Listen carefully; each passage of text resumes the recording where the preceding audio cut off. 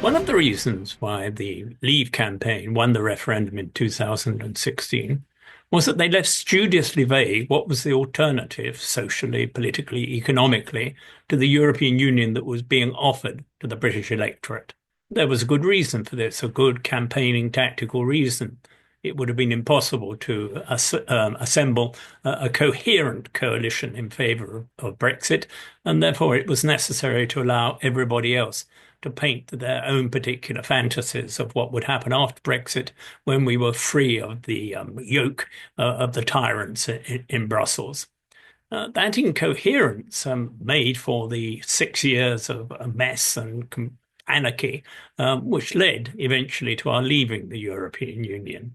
But in addition to the desire, tactically and strategically, to assemble this coalition of Leave voters, there was also a reason why the high strategists of the Leave campaign didn't want to be too specific about what they saw as being the outcome for the country of Brexit. There was a powerful cabal within the Leave campaign that explicitly wanted Brexit to be the occasion for making the United Kingdom more like the United States of America. The special relationship would become not merely a close military relationship, it would be a social and economic coming together as well. Those who were running the Leave campaign knew how unpopular such an attitude, such an approach to Brexit would be with the electorate, the British electorate. And for that reason, they were kept very quiet and kept in their box. For a number of years until earlier this last year, that truce more or less was maintained. But now the question of America or Europe is becoming one that has much, much more salience. We know very well that the Reform Party, which is a new phenomenon in British politics, quite an important new phenomenon in British politics, is an entirely American-orientated party. Although, interestingly, some of its policies, insofar as it has policies, can't be described as following the American model.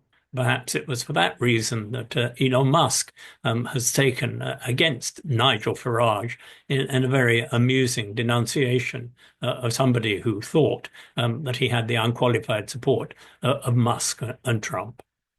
It's clear from what Donald Trump has said and what his lieutenants have said since the election in November that the United Kingdom is going to be confronted with an existential choice, which will get much more difficult, of choosing between the United States and America.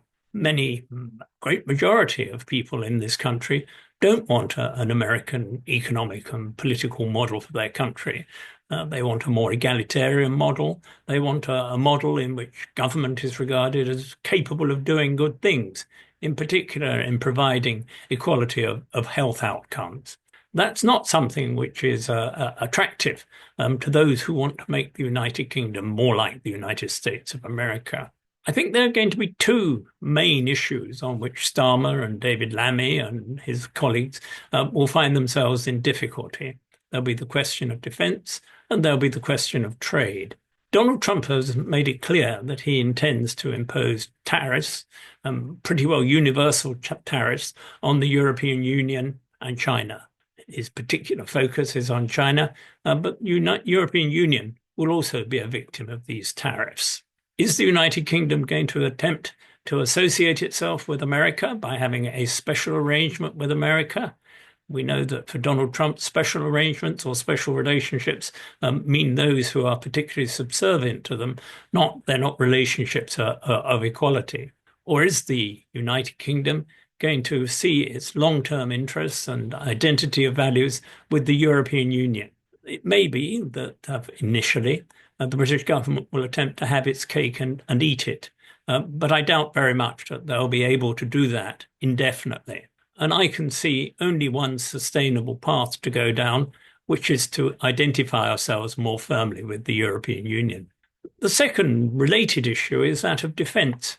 It seems entirely possible that Donald Trump will look to cut a deal with Putin and with the Russian aggressors in Ukraine at the cost of Ukrainian territorial integrity. If that happens, once again, the United Kingdom will be faced with an enormously difficult choice. Is it going to go along with this detachment of America from the European continent and hope to benefit from it?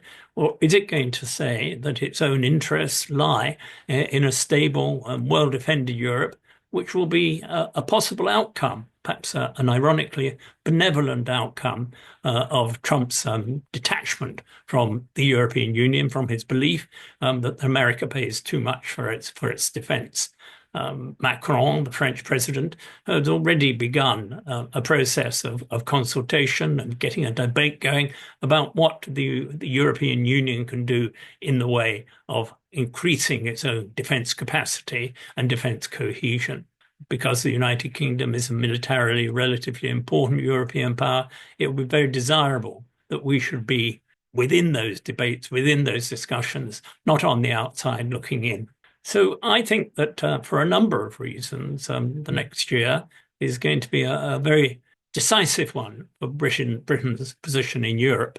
I talked more recently about the unlikelihood of the reset from Keir Starmer in relation to the European Union leading to anything substantial. The Trumpite intervention, the question of tariffs and defense will make that reset even more implausible. It will be a choice, an existential choice, which the United Kingdom has to make. And the Rejoin EU party is quite clear on what side of this culture war it stands. The culture wars that we have at the moment are about being woke or not being woke, of being too liberal or being too illiberal socially. But there's a much more important culture war which is coming up. It was always an irony that many of those who talked most loudly about sovereignty, where the United Kingdom was losing to the European Union, supposedly, were those most willing to cede their sovereignty to the United States of America. And that phenomenon has come back into political prominence over the past weeks and months. It's quite clear that over the coming months and year, that choice will be an even more crucial and even more pressing one. And we're in no doubt on this side of the argument, on the European side of the argument, in which direction the United Kingdom should set its future. Vote Rejoin EU. Join the EU vision.